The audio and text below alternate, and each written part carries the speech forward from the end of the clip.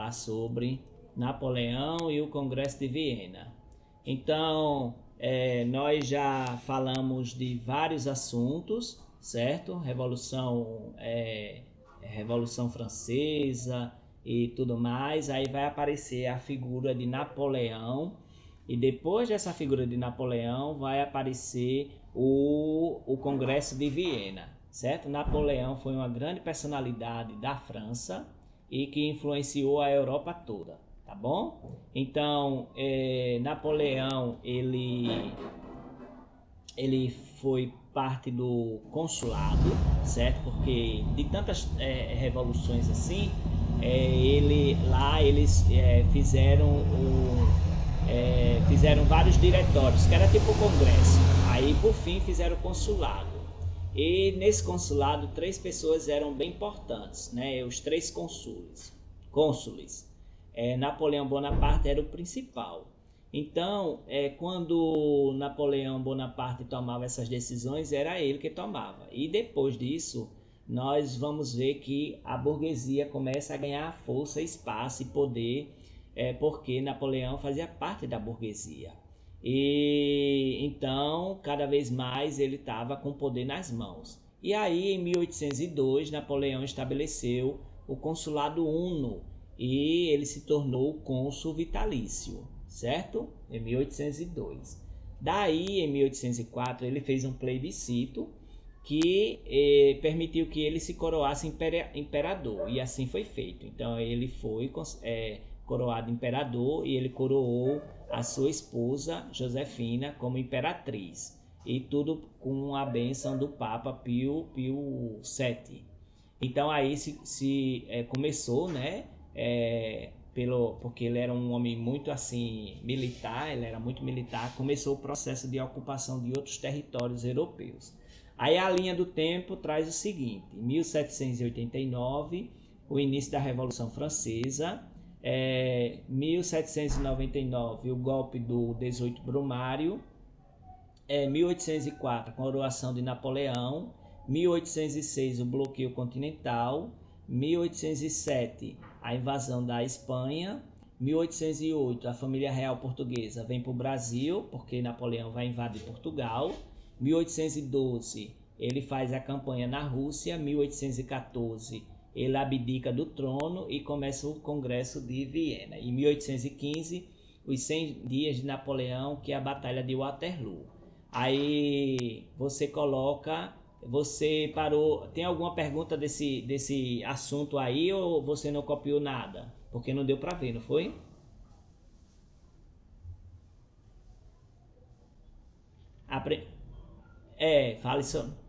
Fale sobre Napoleão.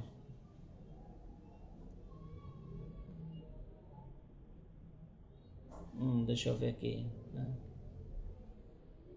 Isso. Você fez essas perguntas e resposta? Pronto, então aí eu estou explicando isso aqui. Já que você tem essa, eu já vou passando para outra, porque senão eu teria que repetir tudo isso aí para você ditar, né? Ditar tudo isso aí para você.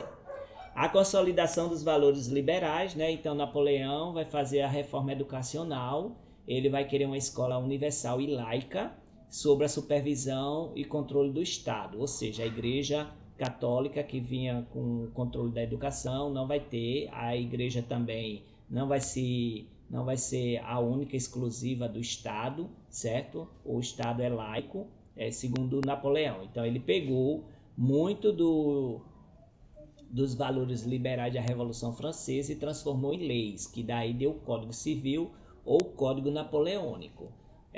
Dos 2.000 artigos, somente 800 tratavam da propriedade, 800 só tratavam da propriedade privada e 7 das relações de trabalho, o que fazia com que Napoleão ficasse muito ligado à burguesia e os pobres ficassem de lado, né? Então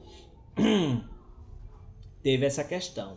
Então, para organizar as finanças do país, Napoleão criou o Banco da França, instituiu uma nova moeda nacional chamada franco. Além disso, ele incentivou a industrialização e empregou milhares de pessoas por meio de um programa de construção de obras, como estradas e portos, certo? Aí a política militar de Napoleão foi que ele começou a enfrentar os países que estavam atacando a França, certo? Desde o período revolucionário. Então ele venceu muitas batalhas na terra, mas ele acabou sendo vencido na tentativa de invadir a Inglaterra pelo mar. Então os ingleses, eles eram a maior potência econômica e marítima do início do século XIX. Mas aí Napoleão, né, a França querendo brigar, querendo ser a primeira potência, né? E aí as brigas e as guerras começam a acontecer. Então a França, ela queria disputar essa hegemonia mundial. Aí a próxima questão é: como foi o bloqueio continental imposto por Napoleão? Coloque aí, como foi o bloqueio continental imposto por Napoleão?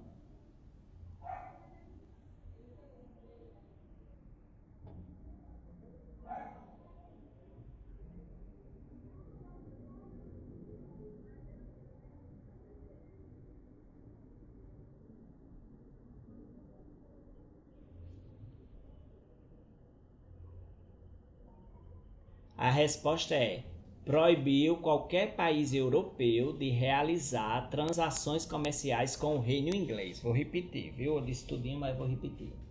Ele proibiu qualquer país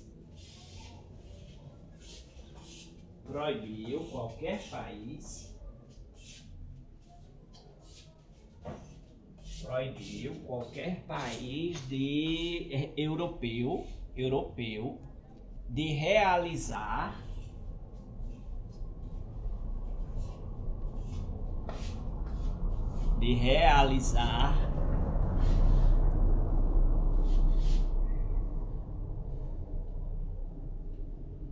transações comerciais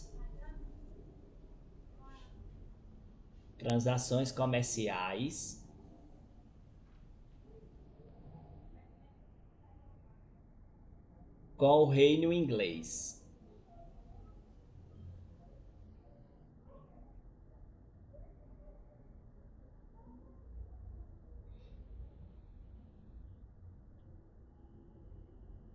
Aí tem um mapa, você vai olhar depois no vídeo, o mapa do bloqueio continental que Napoleão fez, né? Napoleão fez com a Inglaterra. Então ele colocou aí a Inglaterra bem isolada e ele bloqueou até a fronteira com Portugal, aí pulava Portugal, aí ia pela Itália até o Império Turco-Otomano. Então foi assim, eu até falei no vídeo que é igual o que aconteceu no canal do Suez, que aquele navio ele pegou e ficou atravessado. Você lembra desse episódio agora esse ano? Aí aquele navio atravessado no canal de Suez, ele prejudicou assim, se passasse mais tempo ia faltar muita coisa na Europa, né? Porque todo o comércio passa por aquele canal de Suez. Então, foi a mesma coisa que aconteceu aqui. A Inglaterra era o local que tinha a Revolução Industrial, né? Que estava lá as fábricas fazendo os produtos industrializados e tal. Então todo mundo dependia da Europa. Da Inglaterra para comprar os produtos industrializados. Então Napoleão fez esse bloqueio comercial. E Portugal não acatou as ordens de Napoleão, e aí ele pegou e decidiu invadir o país. E a corte portuguesa então veio fugida para o Brasil e desembarcou aqui em janeiro de 1808 sob a proteção dos ingleses. E em 1808 Napoleão depôs o rei da Espanha, Filipe VII, e entregou o trono espanhol a seu irmão José Bonaparte. E ele governou até 1813. Enfrentou muita resistência do povo espanhol, porque era um estrangeiro, né? E aí as colônias hispano-americanas começaram um movimento de emancipação, né? Aquelas independências, né? Todos os países que eram de colonizados pela Espanha começaram a pedir a sua independência da Espanha. E aí vem o fim do Império Napoleônico. Aí a política expansionista de Napoleão Bonaparte fracassou, e aí por causa justamente do bloqueio comercial. Aí a economia francesa era basicamente agrária, não conseguia se abastecer com os produtos industrializados que eram vendidos pelos ingleses. Aí também o czar Alexandre I da Rússia optou por desprezar as ameaças de Napoleão, reabrindo os portos aos ingleses. Para evitar que outras nações seguissem esse exemplo, Napoleão reagiu com violência. Ele levou um exército com mais de 600 mil homens e invadiu a Rússia em 1812, iniciando a mais trágica campanha militar. O exército era mais fraco. E com o exército mais fraco, aliás, os russos tinham um exército mais fraco. Eles recuaram para o interior do país, mas antes eles puseram fogo em tudo, né? Fogo nas casas, nos campos cultivados, eles destruíram tudo para que os ingleses não pegassem e usassem essas coisas para o bem próprio. E aí os franceses carregavam poucos suprimentos, e quando eles chegaram e viram aquelas tragédias assim, começou a faltar alimentos para eles, os suprimentos para eles, né? Então aí começou mais uma vez o exército francês sofrer. Aí quando o exército chegou a Moscou, Moscou estava incendiada e abandonada. Então, e fora isso, tinha o forte inverno, que naquele país da Rússia, ele tem um forte inverno, que está bem lá em cima do mundo, né? E lá tem frio de até 30 graus negativos naquela época. No ano passado, foi no ano passado, retrasado, deu 70 graus negativos, né? Imagina aí como é severo o inverno, né? Foi também por causa do inverno, que os nazistas perderam a guerra, viu? Oi? Certo. Aí Bonaparte ordenou a retirada das tropas. Aí o exército de Napoleão, quando alcançou a França, os países europeus já haviam se recompostos e formaram uma forte aliança para combater. Aí tem agora o que foi a Batalha das Nações. Coloque aí essa pergunta: o que foi a Batalha das Nações? O que foi a Batalha das Nações?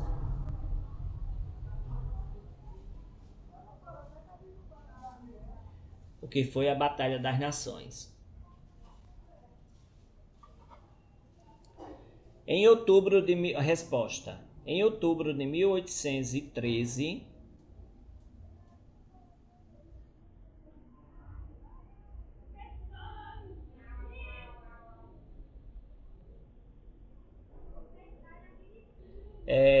vírgula, em Leipzig, Leipzig, Leipzig.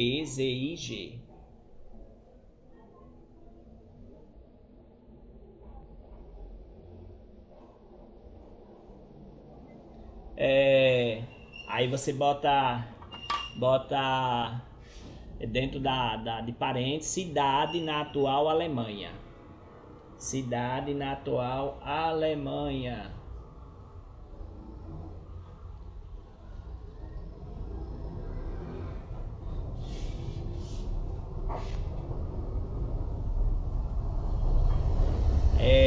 Vírgula, as tropas francesas foram derrotadas.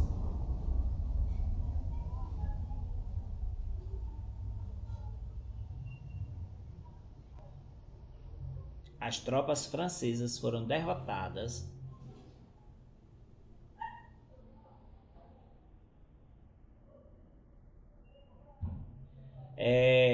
por uma liga formada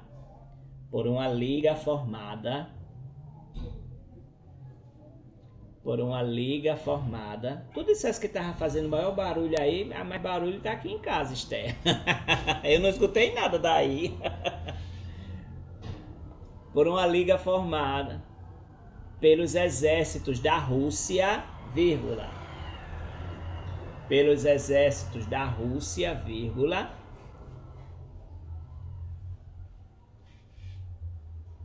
da Rússia, vírgula, Prússia, P-R-U-S-S-I-A, Prússia,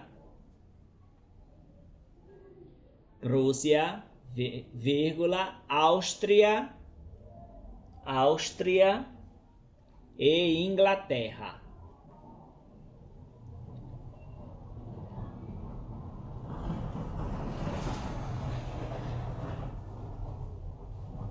Ponto. Tudo certo aí? Aí essa é a Batalha das Nações, né? Quando elas se uniram para guerrear contra as tropas francesas e ganharam, né? Aí eles foram até Paris, Napoleão ele abdica o trono, o antigo rei que agora assumiu, ele vai, o Luís XVIII, irmão de Luís XVI, ele vai assumir o trono, Napoleão Bonaparte ele vai para o exílio, para a ilha de Elba, no mar Mediterrâneo, e uma pensão de 2 milhões de francos anuais. Só que, em 1815, Napoleão foge da ilha e retorna à França, sendo recebido por ex-soldados e populares com uma tremenda festa. Aí Luís VIII foge para a Bélgica e Napoleão assume novamente o governo francês. Tem um filme chamado Conde de Monte Cristo, que é um livro, né, que foi transformado em filme, que tem uma parte que fala sobre essa ilha de Elba, essa prisão, né, na ilha de Elba, e lá tinha um homem que justamente dá a entender que seja Napoleão Bonaparte. Aí, como eu já disse, né, o inverno é muito severo na Rússia e fez com que o exército francês fosse perdedor, né, da guerra. Tem também uma foto de Napoleão no incêndio de Moscou, a cidade totalmente destruída por incêndio, né, quando ele chega lá em Moscou.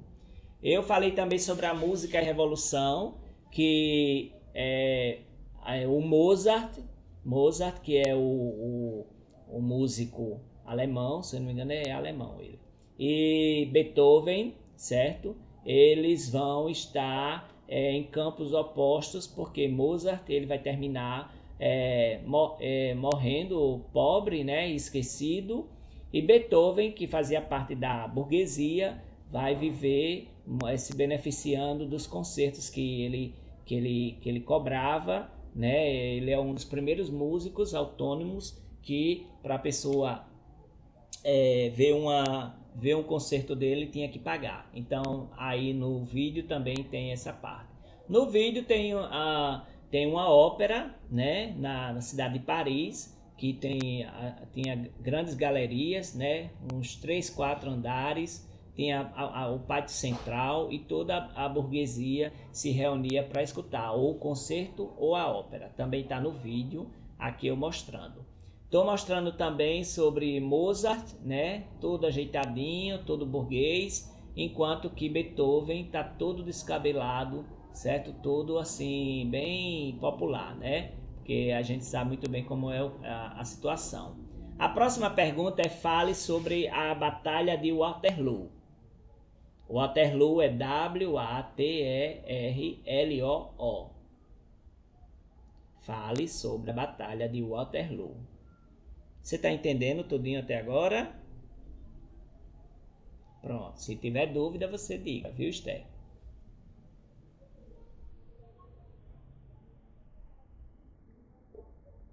Dito. Waterloo. W-A-T-E-R-L-O-O.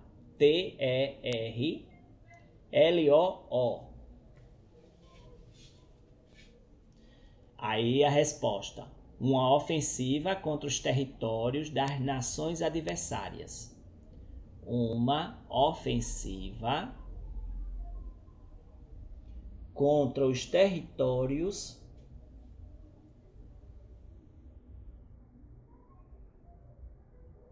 das nações adversárias.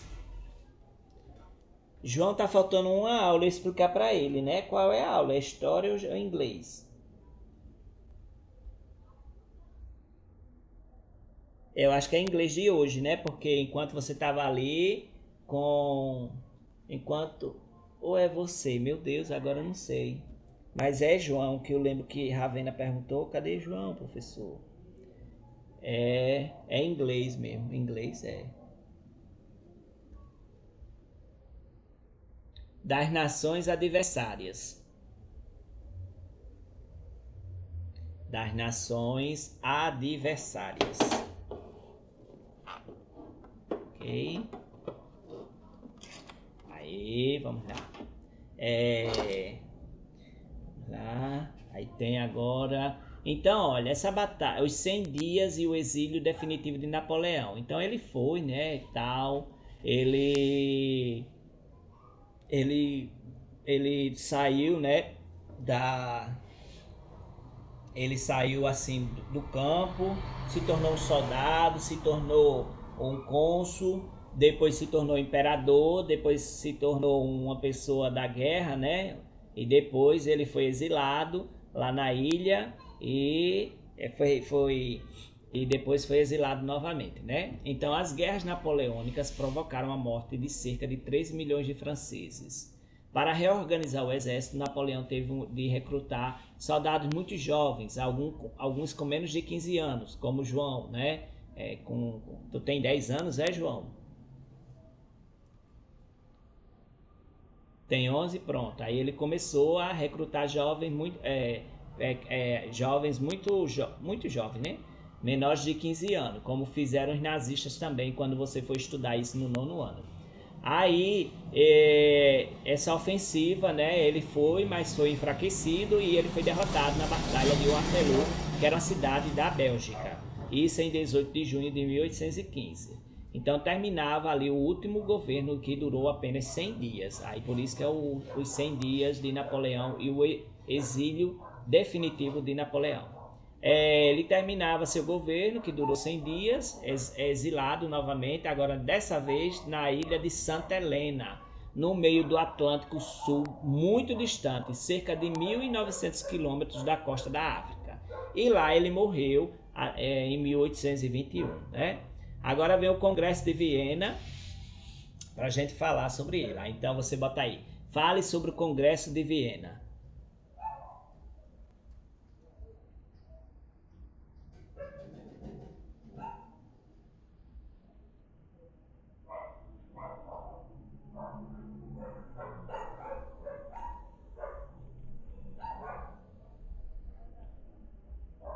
Aí você coloca aí, as potências europeias se reuniram em Viena.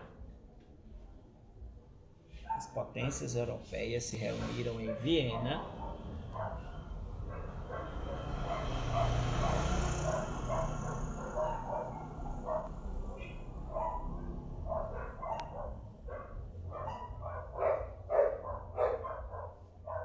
Se reuniram em Viena para restaurar a ordem,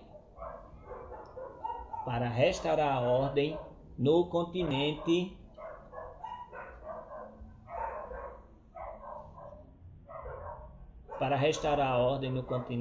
e redefinir suas fronteiras.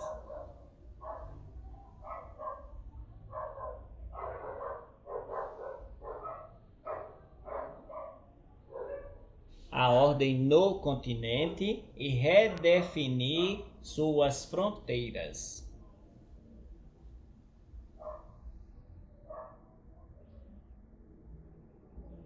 E redefinir suas fronteiras. Redefinir suas fronteiras. Ponto período. As decisões foram tomadas. As decisões foram tomadas. As decisões foram tomadas pela Rússia, Prússia, Inglaterra e Áustria.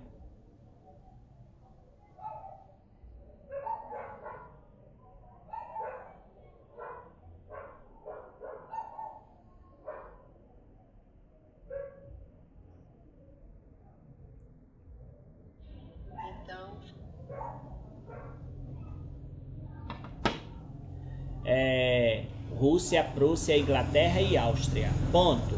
Aí isso aí foi o Congresso de Viena. Então, quando Napoleão foi derrotado, na Rússia e em Leipzig, essas potências se reuniram na Áustria, em Viena, e fizeram esse congresso, né? Que foi redefinir a ordem no continente. E aquela ordem que foi modificada pelo exército de Napoleão. Aí ele foi efetivado em 1815 com a derrota definitiva de Napoleão. Foi presidido pelo ministro do exterior austríaco e reuniu esses diplomatas, né, que participaram dessas guerras, esses países aí que eu já falei. Aí vem a próxima pergunta: quais foram as decisões do Congresso de Viena? Quais foram as decisões do Congresso de Viena?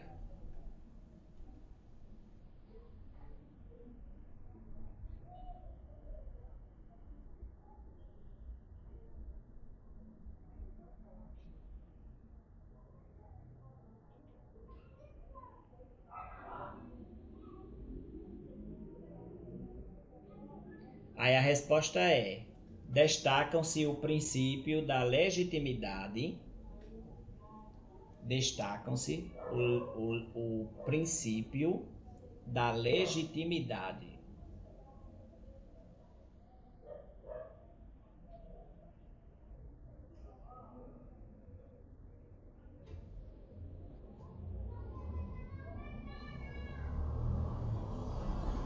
E o princípio do equilíbrio europeu. E o princípio do equilíbrio europeu. E o princípio do equilíbrio europeu.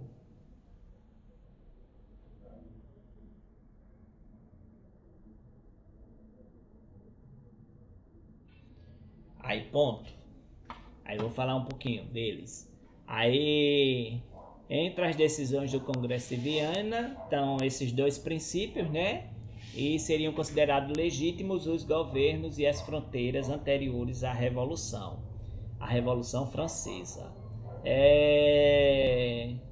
Buscava-se assim restaurar as monarquias depostas e restabelecer a ordem do antigo regime, abalado pela Primeira Revolução. Depois, pelas ideias liberais difundidas por Napoleão, atendendo aos interesses da burguesia, né? Do Estado e da burguesia. Essa união de diferentes nações em torno desses interesses comuns ficou conhecida como Concerto da Europa, ou Equilíbrio Europeu. Então, o acordo de reconstituição das fronteiras anteriores a 1789 não foi respeitado, e as grandes potências aproveitaram a oportunidade para anexar territórios dos estados mais fracos. Como se nota no mapa, tem um mapa aqui no vídeo, certo? Aí é a Europa após o Congresso de Viena. Então, muitos países ali tentaram unir, pegar aqueles países que não era assim muito forte no governo, na militar, e começaram a se unir. Então, tem o do reino do Reino Unido, da Áustria, da Prússia, da Rússia, da Suécia, de Pietro e Sardenha, de Seboia, Confederação Germânica e Fronteiras em 1815. Então, foi aqueles que quiseram se aproveitar, né? Aí agora, oi? Aí agora você bota a próxima pergunta aqui: o que foi a Santa Aliança? O que foi a Santa Aliança? Menino, foi assunto, viu? O que foi a Santa Aliança?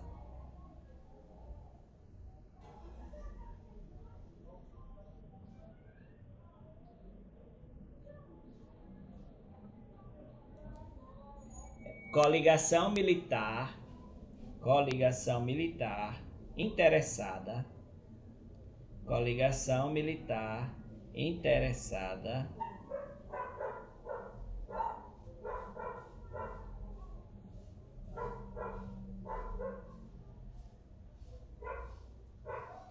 é interessada em combater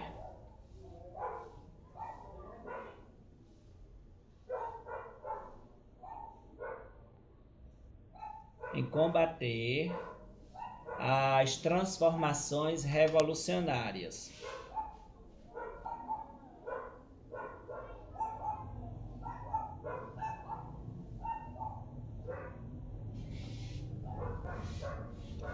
Em combater as transformações revolucionárias.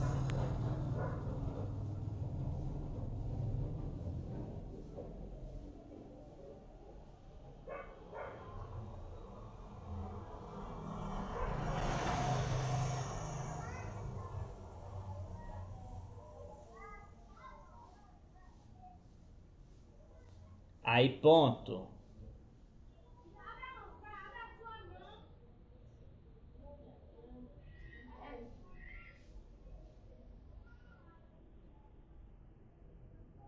Peraí, viu? Vamos lá. Aí, olha só. O Congresso de Viena, ele vai pegar... Puxa. Esté? Tá aí, né? Não caiu não, né? Oxe, eu pensava que tinha caído. Aí vamos lá. Após o Congresso de Viena, a Confederação do Reno, constituída por Napoleão em parte do território Sacro Império Romano Germânico, foi derrubada. Em seu lugar, foi criada a Confederação Germânica, que unia 38 estados autônomos da língua alemã, liderados pelo Reino da Prússia e pelo Império Austríaco. Aí, para garantir que as decisões do Congresso fossem respeitadas, Áustria, Rússia e Prússia criaram a Santa Aliança, que é essa aí que eu já falei para você, né? Essa coligação militar interessada em combater as transformações revolucionárias.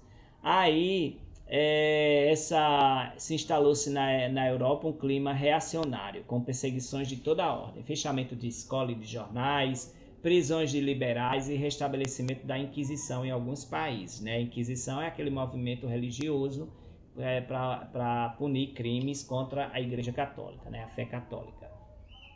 Muitos liberais optaram por se reunir em sociedades secretas, como a maçonaria, a fim de combater o avanço reacionário absolutista.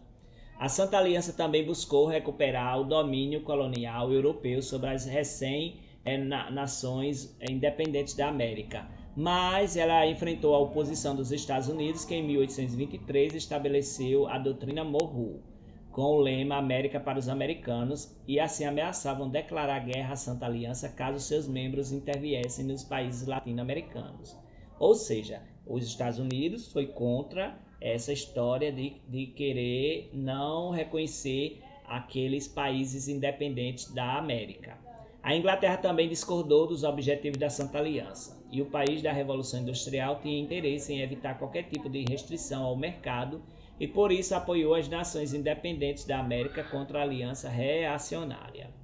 Contudo, a reação absolutista não durou muito tempo. Ainda na primeira metade do século XIX, uma nova onda de revoluções liberais cobriu a Europa, abalando de vez as últimas estruturas absolutistas. Né? Absolutista porque era monarquia, o rei era o dono de tudo. Né? Então, tinha essa questão.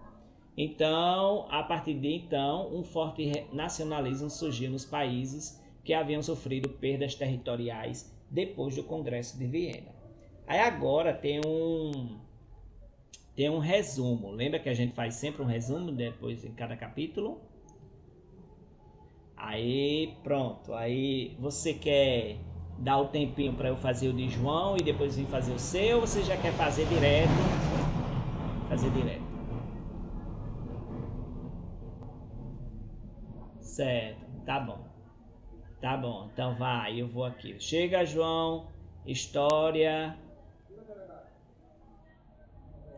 Ok, deixa eu só parar aqui a gravação para